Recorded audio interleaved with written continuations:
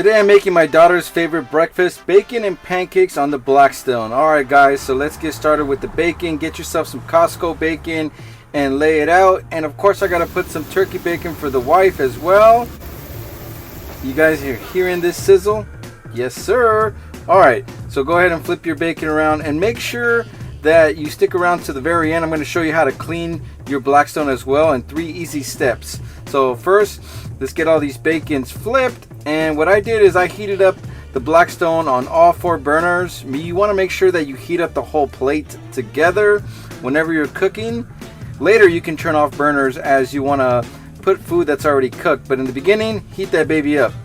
Alright, so we got the sizzling bacon pretty much done. And if you've never made bacon on your Blackstone before, I'm going to be the first to tell you that there is no other cookware that can cook bacon like the Blackstone.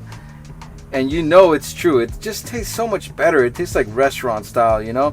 Alright, so after you're done with your bacon, go ahead and push all that grease out and get yourself a little rag and clean off all this bacon grease, because what we're going to do next is pancakes.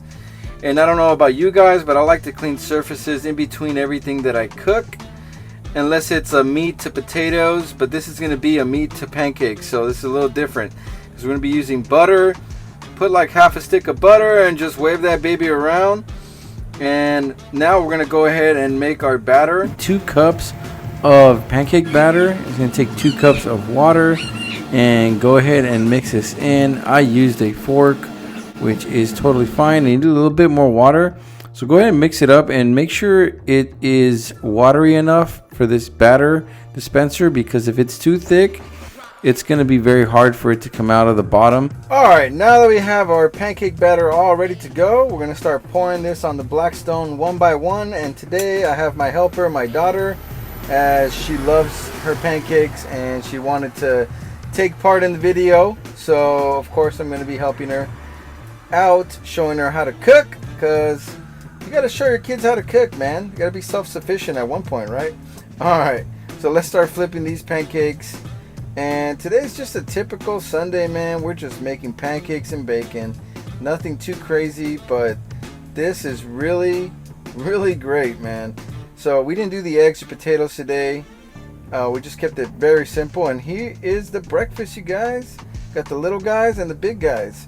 Look how delicious that bacon looks and that pancake. Oh my god. Let's get cleaning now. Let me show you guys. Alright, listen up. I know you've been searching the web, especially YouTube, on how to clean your griddle.